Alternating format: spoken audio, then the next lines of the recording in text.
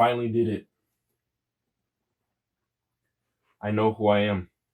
My personality traits characterize my political identity.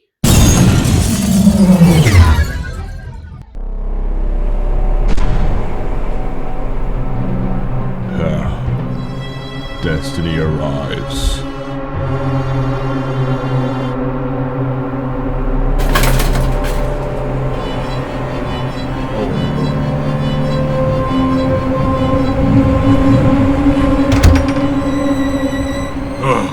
You're pathetic.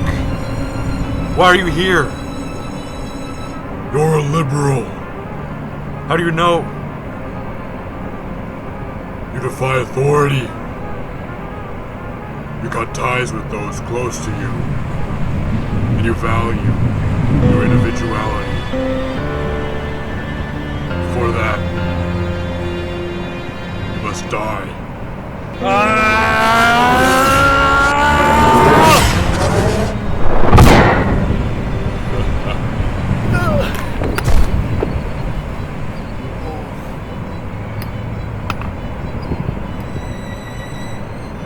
I expected more from you, boy. We don't have to fight. We don't have to do this. Oh no, we do.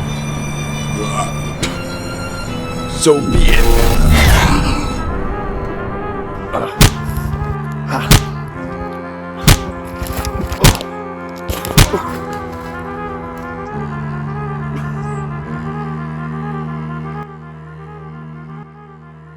All that for a drop of blood.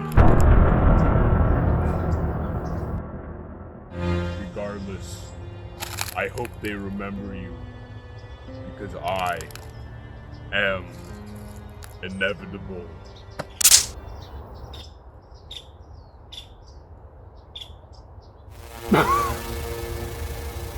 And I am a liberal.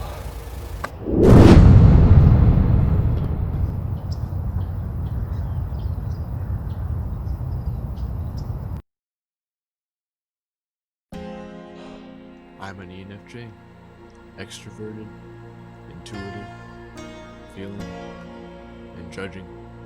But I wasn't born an ENFJ right out of the womb. I was mentally predisposed to act in certain ways, but the environment which I was born and grew up in influenced how my personality developed, what traits were discarded, and what traits remained. My subconscious and conscious also contributed to how those traits were expressed through my personality, how I dealt with trauma, and the processes through which I made decisions. I guess I made a pretty big one today.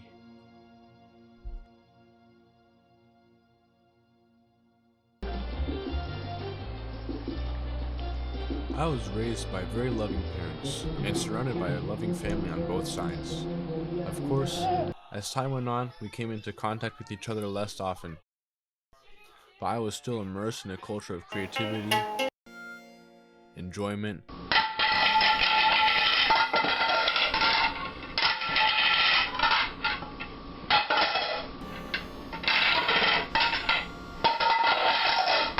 discovery, and many other aspects of life conducive to psychological development. And when I was 3.5, my sister was born. We were the best of friends and did most everything together.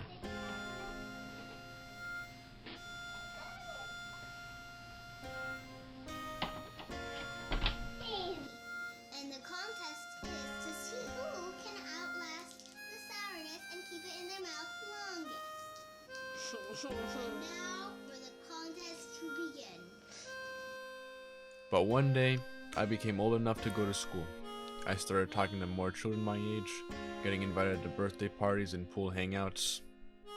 That was when I realized there was a lot more to life than just Elmo and Clifford the Big Red Dog. They go crazy over here.